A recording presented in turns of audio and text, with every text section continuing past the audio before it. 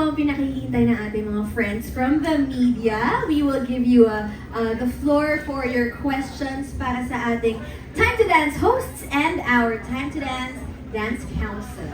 Okay, let's start off with our first friend from the media. Nandiyan na po ba si Jeffrey Olila Garcia of Jeff Oligar TV? Okay, I will be asking his question. This is for Jella. Jella, is this your first time to host a show? Nasagot na natin yan, yes po. And gaano ka ka-excited para dito at kung paano mo masasaksihan ang mga up-and-coming dance enthusiasts na makikilala sa Time to Dance? How excited? Joke lang.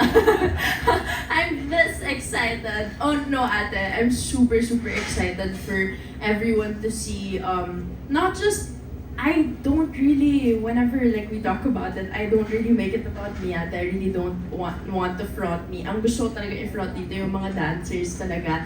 Kasi it's really their show. It's a show for them.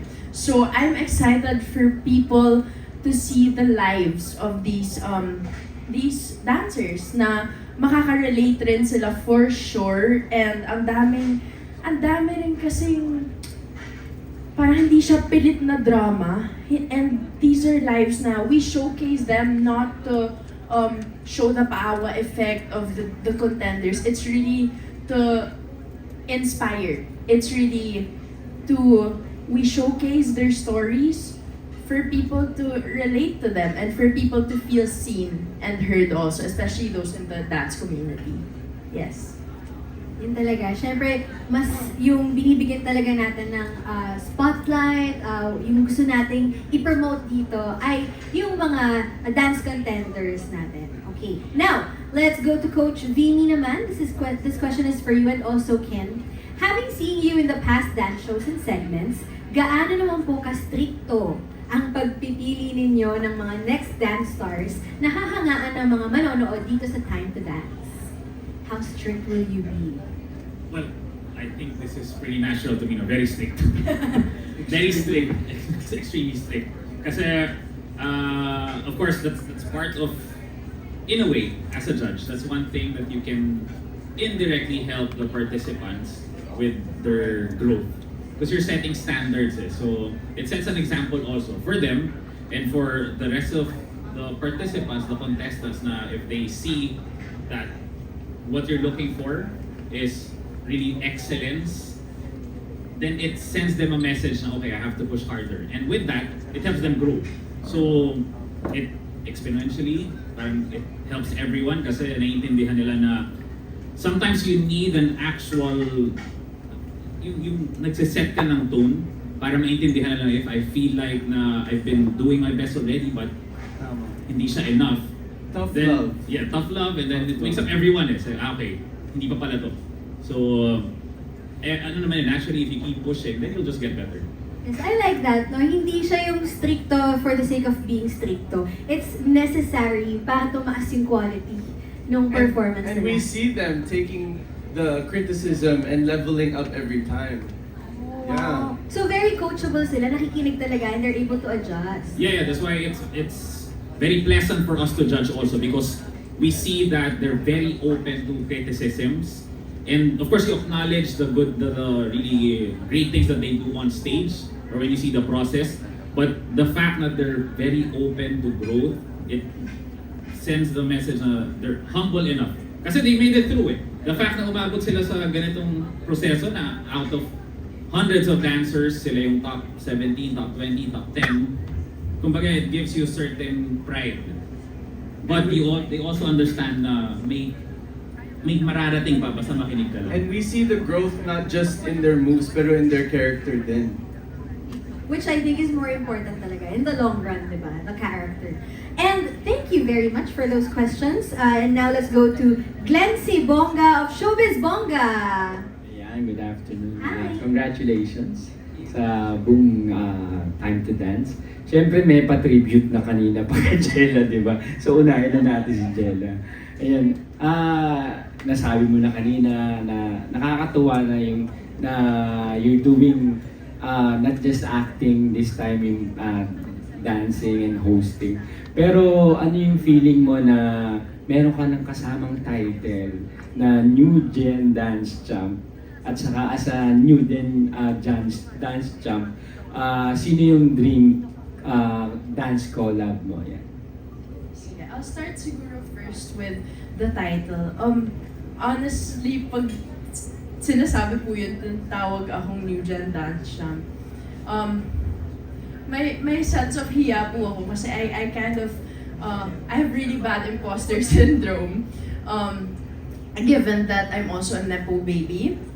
And minsan it's hard to believe things it's hard to believe that I deserve things. Because yun nga po, a lot of things were, binigay po sa akin. And I didn't, in my head, iniisip ko minsan na, did I not work hard enough for this? And then I always just remind myself na, no, I'm the New Gen Dance Champ because I am a champion naman po talaga. So, pinanghahawakan ko po yung title na yun. And I'm really grateful, super grateful na binigay po yan sa akin. Kasi, it's such a big title for me, listening to it, just hearing it. It's something, a champion, being a champion is, for me, sobrang, people look up to you. You've inspired people, or you have to continue to inspire people. So I do live by that title now that it's given to me. If I may, she's very deserving because it's not as if she skipped the line and she did not work hard enough to get to that title. Not the title, the whole team with Jella really worked hard to reach that status na eventually they won the world championship. So she's very deserving of that title. Thank you, Coach. Yeah, but with yung gusto ko pong makatandem naman, first would be Ate Sarah Geronimo. The first time I watched her dance po live was in Darren's concert last year. And nobody has ever had that same impact on me from the Philippines. So I really, really hope I get to dance with Ate Sarah one day. Another would be Kuya Billy Crawford. He's another dance champion and I really am inspired by him and I have always loved the way he danced. So yeah, those two and of course Tito Gary Valenciano. Yes, those three po. Agree ako kay Coach Bimi na deserving ka because you're giving. Oh, giving. Thank you po. And for my last question kay Robby. Robby, syempre, nandito ka sa isang dance competition. Pinangarap mo rin ba talaga na humataw ng todo-todo kasama syempre si Jella, si Coach Bimi, si Ken, di ba? Kasi may mga pasilip ka na sa ASAP, and kanina meron. So this time ba ito todo mo na yung dance technique and intensity mo? Wow! I think pinanghawakan ko po dati yun. Especially when I was part of the Giger Boys. And funny enough, yesterday I just saw Sam Concepcion. So nagkita lang kami for a quick chit-chat lang. But we were talking about it ni Jella. I don't know if it will happen. Hopefully in the grand finals. Let's see. And also, not just in the grand finals, but also sa 30th anniversary celebration ng ASAP. Wow! And I personally wish the Giger Boys to be back for nostalgic feels lang doon. Can't wait for that. Thank you. Congratulations. Me too. Thank you. Thank you po. Thank you, Glenn. And now let's go to Alan Sancon of Stars Photography. Sakto, Robby. Hello, ay. Tanong ko lang, sabi nga kung si Jella yung New Gen Champ, ikaw naman highest paid host na. Gano'n na ba kalaki? Didikit na sa'yo yung talaga. Hindi, joke lang. Hindi yun yung tanong ko. Tanong ko sana gaano ka-mahal bilang host. Pero kidding aside, tanong ko lang, kumbaga, how challenging yung hosting mo dun sa other thing na nag-host ka dito sa dance, time to dance na kumbaga more on dancing, di ba? So makikita ba namin habang nag-host ka, may mga part na sasayaw katulad ng tanong nila? Good question, Kuya. Now, it's more of para sa programang ito. And I'm really grateful for ABS-CBN Studios and Nathan Studios for giving me this opportunity. Also, I'm so grateful for all the creatives, for all of the tech people and staff dahil it's a big collaboration eh. Hindi lang para dun sa dalawang major studios, pero inside a studio as well, kung saan nagaganap yung Time to Dance. They tell me stuff, especially sila Coach Remy, kay Angela, ano bang move to, ano bang genre to, ano bang expect natin, para alam ko kung paano ko i-handle yung situation, kung ano yung sayaw, kung anong pwede ko i-expect. But at the same time, I also have those glasses na puro question marks. And I think kailangan din yun para sa mga viewers, sa audience na, ano bang klaseng sayaw yan? Pwede mo bang sabihin sa akin? Bakit ganito yung ginawa mo? O pwede mo explain sa amin para at least maintindihan din ng mga viewers. So, it is challenging, but it's more exciting than challenging para sa akin. Thank you. Thank you. Hope to see you na mas maraming sayo dito sa Ay, nako. Punta ka lang ng bahay. Sasayaw sa bahay. Yeah. Yung second question ko for Jella. Jella, congratulations ha. Thank We've seen your growth from the time that you act, di ba? Dun sa mga previous mga teleserye mo. This time, ano naman, hosting. Yan. And dancing, one time napanood ko yung ano yung ASAP performance mo eh. Sabi ka talagang magaling tong bata natin. Thank you po. Pero if given a choice, ano yung mas gusto mo sa lahat ng ginagawa mo? Acting, hosting, singing, di ba? You're singing also. Parang lahat na yata inako mo. Tinalo mo pa yung dalawang kapatid mo, di ba? And ito na nga yung dancing. Ano yung, kumbaga kung may choice ng isa, what is your favorite? At ano yung talagang gusto mong makilala ka bilang Jella Ataide? That's such a hard question, but thank you.